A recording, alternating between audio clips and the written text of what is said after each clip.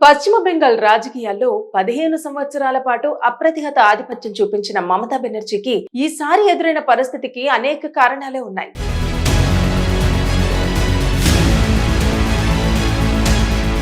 ఇది పలు సామాజిక, రాజకీయ, ఆర్థిక అంశాల కలయికగా ఏర్పడిన పరిణామం. దీర్ఘకాల పాలన వల్ల సహజంగానే యాంటీ ఇన్సంబెన్సీ పెరుగుతుంది. గ్రామీణ ప్రాంతాల్లో అభివృద్ధి సమానంగా జరగలేదనే భావన, స్థానిక స్థాయిలో నేతలపై వచ్చిన అసంతృప్తి, సంక్షేమ పథకాల అమలులో లోపాలు వంటి అంశాలు ఓటర్లలో మార్పు కోరికను పెంచినట్టు తెలుస్తోంది.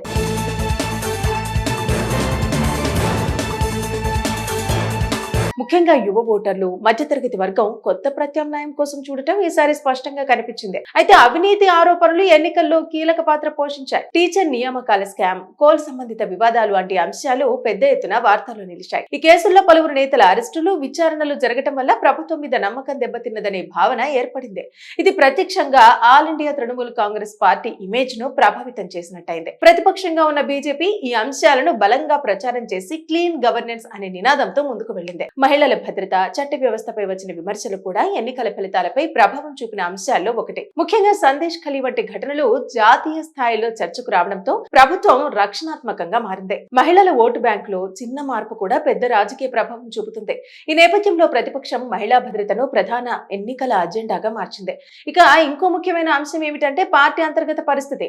తృణమూల్ కాంగ్రెస్ లో పాత నాయకత్వం, కొత్తగా ఎదిగిన నేతల మధ్య ఉన్న విభేదాలు బయటకు రావడం, టికెట్ పంపిణీపై అసంతృప్తి, కొన్ని కీలక నేతల పార్టీ మార్పులు అన్ని కలిసి పార్టీకి నష్టం కలిగించాయి. గ్రౌండ్ లెవెల్లో క్యాడర్ మోటివేషన్ తగ్గటం కూడా ఓటింగ్ పై ప్రభావం చూపినట్టు విశ్లేషణలు సూచిస్తున్నాయి. ఇదే సమయంలో బీజేపీ చాలా వ్యూహాత్మకంగా ముందుకు సాగింది. బూత్ స్థాయి వరకు ఆర్గనైజేషన్ ను బలపరచడం, కేంద్ర నాయకత్వాన్ని విస్తృతంగా ఉపయోగించడం, సామాజిక మాధ్యమాల ద్వారా మైక్రో టార్గెటింగ్ చేయడం వంటి అంశాలు పార్టీకి లాభం చేకూర్చాయి. మతపరమైన ధృవీకరణ కూడా కొన్ని ప్రాంతాల్లో ప్రభావం చూపింది. బీజేపీ దీనిని ఓటింగ్ ప్యాటర్న్ మార్చే విధంగా ఉపయోగించుకుంది. ఇక హామీల విషయానికి వస్తే బీజేపీ స్పష్టంగా వర్గాల వారీగా ప్రణాళిక రూపొందించింది. మహిళలకు ఆర్థిక సహాయం పెంపు, రైతులకు మెరుగైన కనీస మద్దతు ధరలు, నేరుగా ఖాతాల్లో డబ్బు జమ చేసే పథకాలు, యువతకు ఉద్యోగ అవకాశాలు, స్కిల్ డెవలప్మెంట్ కార్యక్రమాలు వంటి హామీలు ఇచ్చింది. అదనంగా కేంద్ర ప్రభుత్వ పథకాలను రాష్ట్రంలో పూర్తిగా అమలు చేస్తామని హామీ ఇవ్వడం ద్వారా డబుల్ ఇంజన్ ప్రభుత్వం అనే కాన్సెప్ట్ ను బలంగా ప్రచారం చేసింది. ఇది ముఖ్యంగా పట్టణ, అర్బన్, పెరిఫెరీ ప్రాంతాల్లో ప్రభావం చూపినట్టు కనిపిస్తోంది. ఇక యువత ఓటింగ్ ప్యాటర్న్ ను కూడా గమనించదగ్గ మార్పును చూపింది. ఉద్యోగ అవకాశాలు, పరిశ్రమల పెట్టుబడులు, స్టార్టప్ ఎకోసిస్టమ్ వంటి అంశాలపై ఆశలు పెట్టుకున్న యువ ఓటర్లు మార్పు వైపు మొగ్గు చూపారు.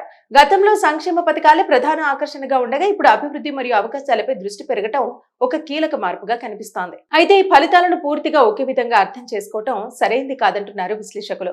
మమతా బెనర్జీ ఇంకా బలమైన గ్రౌండ్ క్యాడర్ కలిగిన నాయకురాలు కాబట్టి గ్రామీణ ప్రాంతాల్లో ఆమె ప్రభావం పూర్తిగా తగ్గిపోయిందని చెప్పలేం. కానీ ఈ ఎన్నికలు మాత్రం స్పష్టమైన సందేశం ఇచ్చినట్టు కనిపిస్తోంది. పాలనలో పారదర్శకత, స్థానిక సమస్యల పరిష్కారం, యువతకు అవకాశాలు వంటి అంశాలను నిర్లక్ష్యం చేస్తే దీర్ఘకాల అధికారానికైనా సవాళ్లు తప్పవని తెలుస్తోంది. పశ్చిమ బెంగాల్ రాజకీయాల్లో 15 సంవత్సరాల పాటు అప్రతిహత ఆధిపత్యం చూపించిన మమతా బెనర్జీకి ఈసారి ఎదురైన పరిస్థితికి అనేక కారణాలే ఉన్నాయి.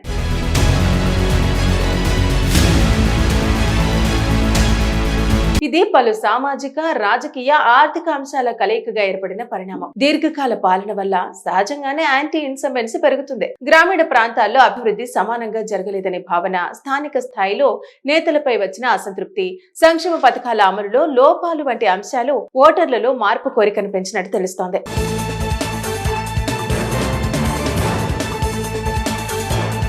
ముఖ్యంగా యువ ఓటర్లు, మధ్యతరగతి వర్గం కొత్త ప్రత్యామ్నాయం కోసం చూడటం ఈసారి స్పష్టంగా కనిపించింది. అయితే అవినీతి ఆరోపణలు ఎన్నికల్లో కీలక పాత్ర పోషించాయి. టీచర్ నియామకాల స్కామ్, కోల్ సంబంధిత వివాదాలు వంటి అంశాలు పెద్ద ఎత్తున వార్తల్లో నిలిచాయి. ఈ కేసుల్లో పలువురు నేతల అరెస్టులు, విచారణలు జరగటం వల్ల ప్రభుత్వం మీద నమ్మకం దెబ్బతిన్నదనే భావన ఏర్పడింది.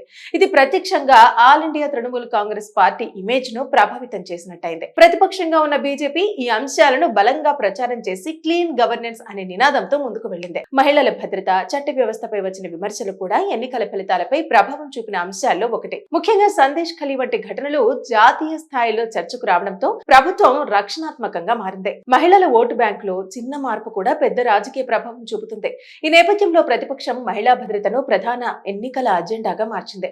ఇక ఇంకో ముఖ్యమైన అంశం ఏమిటంటే పార్టీ అంతర్గత పరిస్థితి.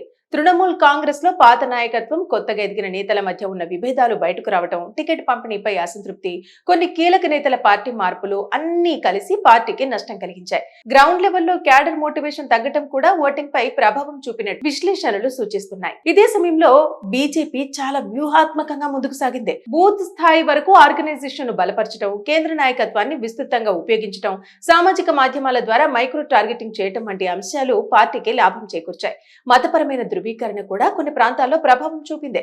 బీజేపీ దీనిని ఓటింగ్ ప్యాటర్న్ మార్చే విధంగా ఉపయోగించుకుంది. ఇక హామీల విషయానికి వస్తే బీజేపీ స్పష్టంగా వర్గాల వారీగా ప్రణాళిక రూపొందించింది.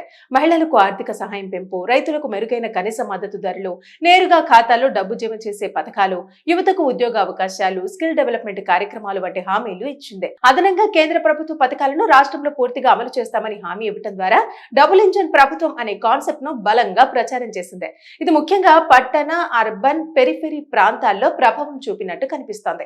ఇక యువత ఓటింగ్ ప్యాటర్న్ ను కూడా గమనించదగ్గ మార్పును చూపింది. ఉద్యోగ అవకాశాలు, పరిశ్రమల పెట్టుబడులు, స్టార్టప్ ఎకోసిస్టమ్ వంటి అంశాలపై ఆశలు పెట్టుకున్న యువ ఓటర్లు మార్పు వైపు మొగ్గు చూపారు. గతంలో సంక్షేమ పథకాలే ప్రధాన ఆకర్షణగా ఉండగా ఇప్పుడు అభివృద్ధి మరియు అవకాశాలపై దృష్టి పెరగటం ఒక కీలక మార్పుగా కనిపిస్తోంది. అయితే ఈ ఫలితాలను పూర్తిగా ఒకే విధంగా అర్థం చేసుకోవటం సరైంది కాదంటున్నారు విశ్లేషకులు. మమతా బెనర్జీ ఇంకా బలమైన గ్రౌండ్ క్యాడర్ కలిగిన నాయకురాలు కాబట్టి గ్రామీణ ప్రాంతాల్లో ఆమె ప్రభావం పూర్తిగా తగ్గిపోయిందని చెప్పలేం. కానీ ఈ ఎన్నికలు మాత్రం స్పష్టమైన సందేశం ఇచ్చినట్టు కనిపిస్తోంది. పాలనలో పారదర్శకత, స్థానిక సమస్యల పరిష్కారం, యువతకు అవకాశాలు వంటి అంశాలను నిర్లక్ష్యం చేస్తే దీర్ఘకాల అధికారానికైనా సవాళ్లు తప్పవని తెలుస్తోంది.